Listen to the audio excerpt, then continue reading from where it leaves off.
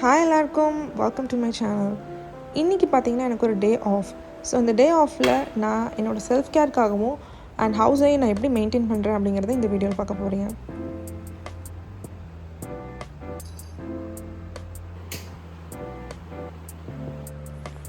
Morning நான் ஒரு 10 போல் தான் எந்திரிச்சதுக்கப்புறம் ஃபர்ஸ்ட் ட்ரிங்காக நான் டெண்டர் கோகோனட் குடிக்கிறேன்.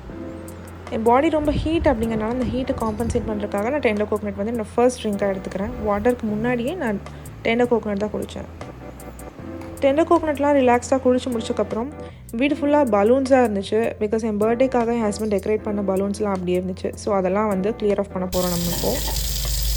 பிஃபோர் தேட் பார்த்திங்கன்னா நான் பிளான்ஸுக்குலாம் வாட்டர் பண்ண போகிறேன். இன்டோர் பிளான்ஸ் அப்படிங்கிறதுனால அது கொஞ்சமாக நல்லா வாட்டர் கொடுத்தா போதும். இது தெரியாமல் நான் நிறையா டைம் வந்து over watering and excess watering பண்ணி நிறையா பிளான்ஸ் எடுத்து போச்சு. ஸோ இப்போ நான் பார்த்து தான் பண்ணிகிட்ருக்கேன். ஸோ ஆஃப்டர் தேட் நான் டின்னருக்காக வந்து பெசரட்டு பண்ண போகிறேன். ஸோ அதுக்காக வந்து க்ரீன் கிராம்ஸ் வந்து நான் சோக் பண்ணிக்கிறேன். 2 cups ஆஃப் க்ரீன் கிராம் எடுத்துகிட்டு அதில் நான் வாட்டர் போட்டுட்டு சோக் பண்ணி வச்சுருக்கேன். நீங்கள் ஒரு 6 hours சோக் பண்ணால் போதும்.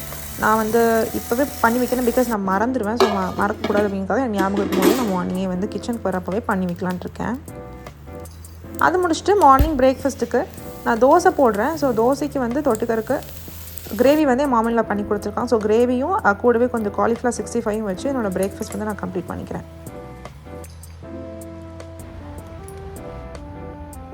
என்னோடய பிரேக்ஃபாஸ்ட்டை வந்து நான் ஜாலியாக யூடியூப் வீடியோஸ் பார்த்துட்டு என்ஜாய் பண்ணிவிட்டு கம்ப்ளீட் பண்ணேன்.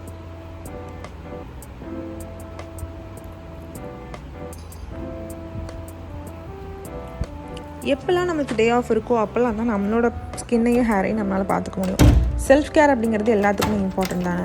ஸோ இன்றைக்கான டே வந்து என்னோட ஒரு செல்ஃப் கேர் டேவாகவும் இருக்க போகுது. ஸோ அதுக்காக நான் ஃபஸ்ட்டு மேலே போயிட்டு என்னோடய ஹேரை ஆயில் பண்ணிக்கிறேன். ரூம் போயிட்டு ஹேர் ஆயில் பண்ணிவிட்டு and then some face pack போடுறது, டீக்ளட்டரிங் அந்த மாதிரி ஒர்க்லாம் நான் பண்ண போகிறேன். ஆல்சோ இந்த மல்லிகைப்பூ செடி வந்து ட்ரை ஆகிட்டே இருக்குது. உங்களுக்கு ஏதாவது சஜஷன் தெரிஞ்சால் எனக்கு சொல்லுங்கள். நான் ஹேர் டீடாங்கிள் பண்ணிக்கிறேன் first and then after detangling I am using a homemade rosemary oil. உங்களுக்கு இந்த ஹோம்மேட் ரோஸ்மெரி ஆயிலோட ரெசிபி வேணாலும் சொல்லுங்கள். I will be letting you know in the next videos. So oil apply பண்ணிவிட்டு இந்த கோம் அப்ளிகேட்டர் வச்சு scalp ஃபுல்லாக apply பண்ணிக்கலாம். லென்ஸுக்கு மட்டும் ஹேண்டில் போ பண்ணி நம்ம வந்து அப்ளை பண்ணிக்கலாம். நல்லா எல்லா ஏரியாவுமே கவர் ஆகிற மாதிரி நான் என்னோடய ஹேரை ஆயில் பண்ணிக்கிறேன். ஆயில் பண்ணிவிட்டு ஒரு குட் பன் போட்டு வச்சு இதை செக்யூர் பண்ணிவிட்டு நெக்ஸ்ட்டு டீக்ளட்டரிங் ஒர்க் எல்லாமே நான் பார்க்க போகிறேன்.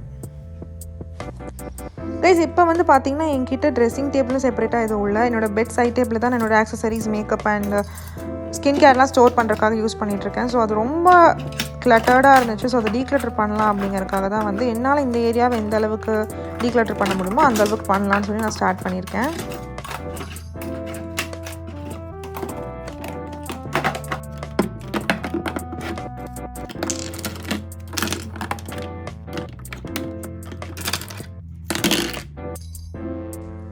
ஆஃப்டர் டீக்ளட்டரிங் திஸ் நான் என்னோடய பெட்டை வந்து செட் பண்ணிவிட்டு கீழே வந்து போயிட்டு நம்ம நெக்ஸ்ட் ஒர்க் என்னன்னு பார்க்கலாம்.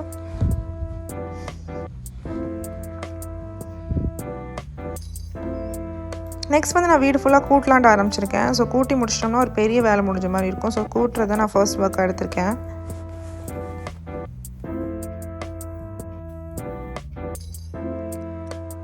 பிஃபோர் டேக்கிங் ஷவர் நான் ஒரு ஃபேஸ் பேக் போட்டேன். அது நத்திங் பேட் முல்தானி மட்டியோட கொஞ்சம் வாட்டர் மிக்ஸ் பண்ணிவிட்டு அதை ஃபேஸ் பேக்கை போட்டுட்டு ஒரு 10 to 20 minutes யூஸ் வச்சுட்டு அதுக்கப்புறம் நான் வந்து அதை வாஷ் பண்ணிட்டேன்.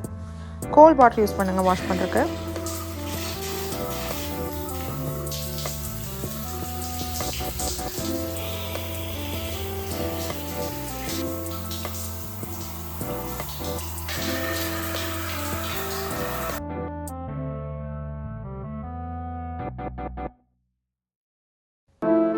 ஆஃப்டர் டேக்கிங் ஷவர் என்னோடய ஹேரை வந்து ஒரு ஹேர் ட்ரையர் யூஸ் பண்ணி ட்ரை பண்ணிக்கிறேன்.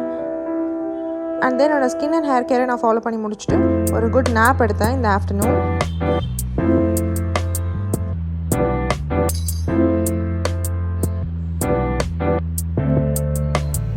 ஆஃப்டர் டேக்கிங் அ நாப் நான் ஈவினிங் காஃபி போடலான்னு சொல்லிட்டு கிச்சனுக்கு வந்துட்டேன். எத்தனை பேர்த்துனால காஃபி இல்லாமல் இருக்க முடியாது அப்படிங்கிறத எனக்கு சொல்லுங்கள். Because I think you can relate this. என்னால் மார்னிங் அண்ட் ஈவினிங் கண்டிப்பாக வந்து காஃபி இல்லாமல் இருக்கவே முடியாது. ஸோ இந்த ஹேபிட்டை நான் ரெகுலராக ஃபாலோ பண்ணிகிட்ருக்க habit. I don't know whether it is good or bad. ஆனால் நான் ரெகுலராக ஃபாலோ பண்ணுற ஒரு விஷயம் வந்து மார்னிங் அண்ட் ஈவினிங் காஃபி குடிக்கிறது. ஸோ இந்த காஃபி குடிக்கிற டைம் வந்து எங்களோட அஸ் டைமாக இருக்கும் மார்னிங் ஆஸ் வெல் அஸ் இந்த ஈவினிங். ஸோ நாங்கள் பிஸ்கட்ஸோடு இந்த காஃபி என்ஜாய் பண்ணோம்.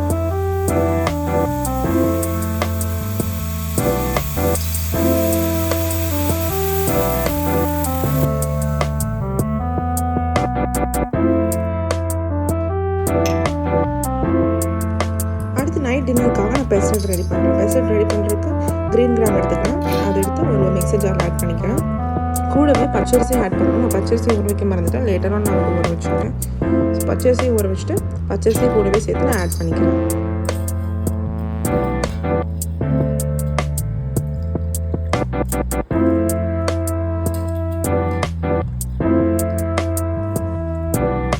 பச்சரிசி கூடவே உங்களுக்கு காரத்துக்கு தகுந்த மாதிரி க்ரீன் சில்லிஸ், அப்புறம் ஜீரகம், அதுக்கப்புறம் இஞ்சி 3யுமே ஆட் பண்ணிவிட்டு ஒரு மிக்ஸி ஜாரில் ஃபைனாக நல்லா தோசை நல்லா ஃபைனாக வச்சுக்கோங்க. கோஸாக இருக்குன்னா கோஸாக இருக்குன்னா ஸோ ஃபைனாகவே வச்சுக்கோங்க.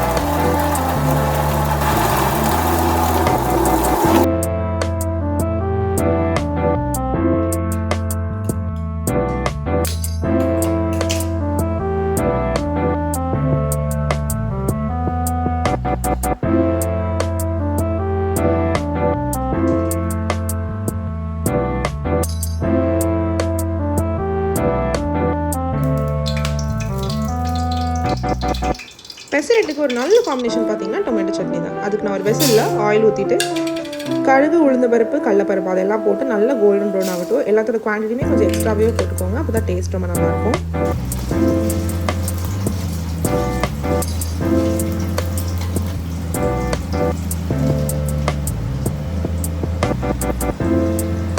கூடவே ஒரு ஹேண்ட்ஃபுல் ஆஃப் கார்லிக் அதில் ஆட் பண்ணிக்கிறேன். அதுவும் நல்லா கோல்டன் ப்ரௌன் ஆகட்டும்.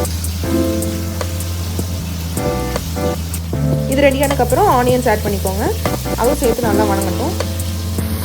கூட காரத்துக்காக ரெட் சில்லிஸும் நான் டொமேட்டோஸ் எவ்வளோ எடுத்து 6 to 7 டொமேட்டோஸ் எடுத்து வச்சுருந்தேன், அதையும் ஆட் பண்ணிவிட்டு தோசை தவா ஹீட் பண்ணிவிட்டு நான் வந்து பெசரட்டு போடுறேன். பேட்டர்லாம் ரொம்ப ஈஸியாக தான் இருக்கும். நீங்கள் தோசை மாவில் எப்படி தோசை போடுவீங்களோ அதே மாதிரியே நல்லா ஈஸியாகவே நல்லா தான் வரும். இதுக்கு மேலே நான் கீ ஆட் பண்ணியிருக்கேன். அவ்வளோதான், எங்கள் டின்னர் ரெடி. நாங்கள் சாப்பிட்டுட்டு நாங்கள் போய் ஒரு மூவி பார்த்து எங்களோட வீக்கெண்டை வந்து கம்ப்ளீட் பண்ணுவோம். நெக்ஸ்ட் வீடியோவில் மீட் பண்ணலாம். பாய்.